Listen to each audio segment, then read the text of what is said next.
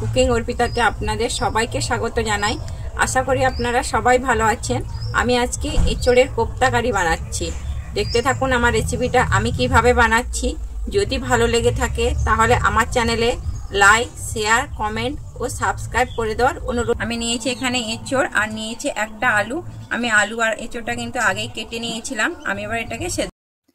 আমি কড়াইতে জল দিয়েছি, আমার জলটা উষ্ণ গরম হয়ে গেছে। আমি কেটে রাখা আলু আর এঁচোড়টা জলের মধ্যে দিয়ে দিচ্ছি। আমি কিন্তু এঁচোড় আর আলুটাকে ঢাকনা দিয়ে সেদ্ধ করে নেব। দেখছি আমার এঁচোড়টা সেদ্ধ হয়েছে নাকি, আমার এঁচোড় আর আলুটা সেদ্ধ হয়েছে নাকি। আমার এঁচোড় আর আলুটা কিন্তু খুব ভালোভাবে সেদ্ধ হয়ে গেছে। আমি এবারে নামিয়ে নিচ্ছি। আমি এরকম একটা ফুটো জামের সাহায্যে আমি কিন্তু জলটাকে ঝরিয়ে নেব। তারপরে আমি ঠান্ডা হলে কিন্তু এটাকে আমি রেডি করব। আলুটা কিন্তু ঠান্ডা হয়ে গেছে। এরপরে এঁচোড় আর আলুটাকে কিন্তু খুব ভালোভাবে মাখিয়ে নেব।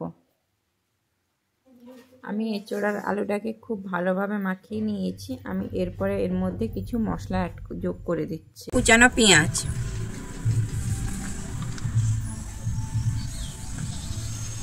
এরপরে দিয়ে দিচ্ছি আমি কাঁচা লঙ্কা। ঝালটা অবশ্যই আপনারা আপনাদের পরিমাণ অনুযায়ী দেখে দেবেন। আমি এরপরে দিয়ে দিচ্ছি জিরে গুঁড়ো। আমি এরপরে দিচ্ছি ধনে গুঁড়ো। এরপরে দিয়ে দিচ্ছি হলুদ। আমি এরপরে দিয়ে দিচ্ছি বেটে রাখা আদা। আমি এরপরে দিচ্ছি লবণ দিয়ে আমি এবারে খুব ভালোভাবে মাখিয়ে নেব।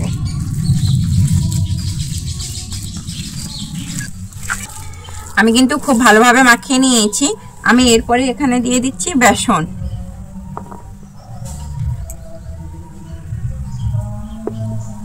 আমি বেসনের উপরে একটু দিয়ে দিচ্ছি তেল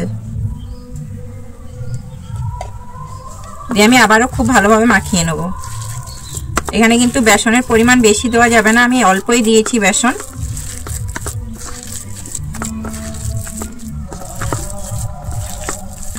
আমি এটা খুব ভালোভাবে মাখিয়ে নিয়েছি। এরপরে আমি কোপ্তা বানিয়ে নেব।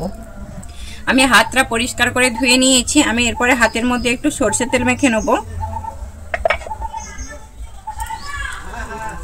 এবারে আমি এবারে এক এক করে কোপ্তা বানিয়ে নেব। কোপ্তার সাইজটা কিন্তু আমি একটু লম্বাটে করব। দেখুন আমি কিন্তু এইভাবে কোপ্তাগুলোকে এক এক করে বানাবো। আমি সম্পূর্ণ কোপ্তাটা কিন্তু বানিয়ে নিচ্ছি। আমি কিন্তু সম্পূর্ণ কোপ্তাটা আমার রেডি হয়ে গেছে। আমি এবারে এক এক করে ভেজে নেব।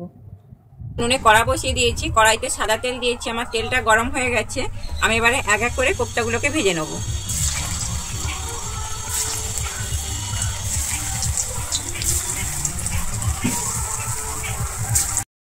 আমি কিন্তু কোপ্তাগুলোকে উল্টে নিচ্ছি। আমি কিন্তু উল্টে কোপ্তাগুলো কিন্তু আমি লাল করে ভেজে নেব। দেখুন বন্ধুরা, আমি এঁচোড়ের কোপ্তাগুলো কিন্তু খুব সুন্দর করে ভেজে নিয়েছি। আমি এরপরে তুলে নিচ্ছি। খেতে কিন্তু খুবই অসাধারণ লাগে। বাড়িতে বানিয়ে অবশ্যই একদিন দেখতে পারেন। আমি এবারে বাদবাকিগুলো কিন্তু একইভাবেই ভেজে নেব। আমি কড়াইতে সাদা তেল দিয়েছি। আমি কিন্তু রান্নাটা সাদা তেলেই বানাবো। আমার তেলটা গরম হয়ে গেছে। আমি প্রথমে এখানে দিয়ে দিচ্ছি কিছু গরম মশলা, শুকনো লঙ্কা আর গোটা জিরে। আমার ভাজা হয়ে গেছে আমার পেঁয়াজটা কিন্তু খুব ভালোভাবে ভাজা হয়ে গেছে। আমি এরপরে এখানে দিয়ে দিচ্ছি বেটে রাখা রসুন। আমি এরপরে এখানে দিয়ে দিচ্ছি আদা বাটা। আমি আদা রসুনটা দিয়ে কিন্তু খুব ভালোভাবে আমার আদা রসুনটা খুব ভালোভাবে এখানে ভাজা হয়ে গেছে। আমি তারপর এখানে যোগ করে দিচ্ছি কিছু গুঁড়ো মশলা। আমি এখানে প্রথমে দিয়ে দিচ্ছি জিরে গুঁড়ো, এরপরে আমি দিচ্ছি এখানে ধনে গুঁড়ো। আমি এরপরে এখানে ঝাল লঙ্কার গুঁড়ো। ঝালটা অবশ্যই আপনারা আপনাদের পরিমাণ অনুযায়ী দেখে দেবেন। আমি এখানে কালারের জন্য দিয়ে দিচ্ছি কাশ্মীরি লঙ্কার গুঁড়ো। আমি এরপরে দিচ্ছি হলুদ গুঁড়ো দিয়ে আমি এবারে খুব ভালোভাবে এখানে কষিয়ে নেব। আমার সম্পূর্ণ মশলাটা কিন্তু এখানে খুব ভালোভাবে কষানো হয়েছে। এরপরে আমি দিয়ে দিচ্ছি কুচানো টমেটো। আমি টমেটোটা দিয়ে কিন্তু আবারও খুব ভালোভাবে এখানে ভেজে নেব যতক্ষণ না আমার টমেটোটা গলে যায়। আমার এখানে মশলাটা কিন্তু খুব সুন্দর কষানো হয়েছে। আর আমি যে টমেটো দিয়েছিলাম, টমেটোটা আমার কিন্তু পুরো সেদ্ধ হয়ে গলে গেছে। আমি এরপরে একটু বাটি ধুয়ে জল দিয়ে দিচ্ছি। আমি এরপরে উপরে দিয়ে দিচ্ছি লবণ।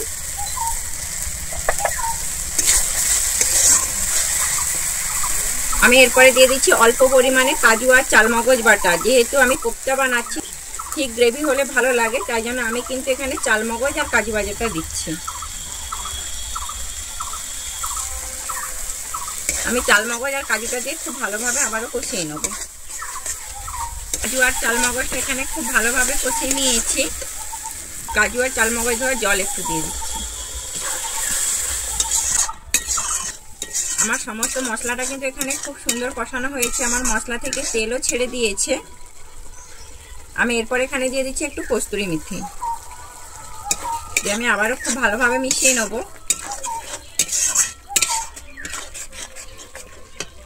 আমি এরপর এখানে দিয়ে দিচ্ছি অল্প পরিমাণে দই। দইটা কিন্তু আমি আগে থেকেই ফেটিয়ে নিয়েছিলাম।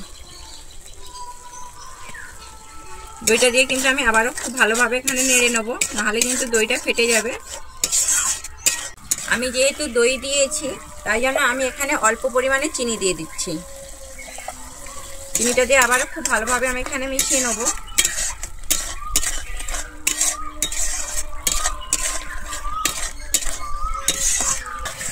আমি এরপরে উপর থেকে দিয়ে দিচ্ছি গুঁড়ো গরম মশলা। গরম মশলাটা দিয়ে আমি আবারও খুব ভালোভাবে এখানে মিশিয়ে নেব। আমার মশলাটা কিন্তু এখানে সম্পূর্ণ রেডি হয়ে গেছে। আমার মশলা থেকে তেলও ছেড়ে দিয়েছে। আমি এরপরে জল দিয়ে দিচ্ছি।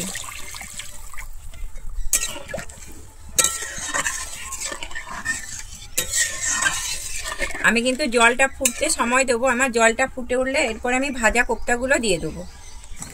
আমার জলটা কিন্তু খুব সুন্দর ফুটতে আরম্ভ করে দিয়েছে। আমি এরপর এখানে দিয়ে দিচ্ছি ভেজে রাখা কোপ্তাগুলো।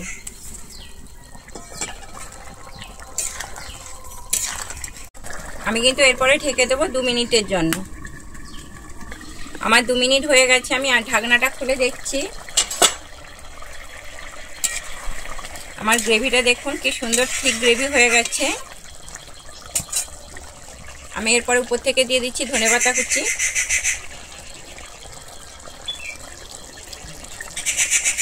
একটু ঘি দিয়ে দিচ্ছি। ঘিটা দিয়ে আবারও আমি খুব ভালোভাবে মিশিয়ে নেব। এটা কিন্তু সম্পূর্ণভাবে রেডি হয়ে গেছে। আমি এবারে নামিয়ে নেব। যদি আমার এই রান্নাটা ভালো লেগে থাকে, তাহলে আমার চ্যানেলে লাইক, শেয়ার, কমেন্ট ও সাবস্ক্রাইব করে দেওয়ার অনুরোধ রইল। আমি এবারে নামিয়ে নিচ্ছি।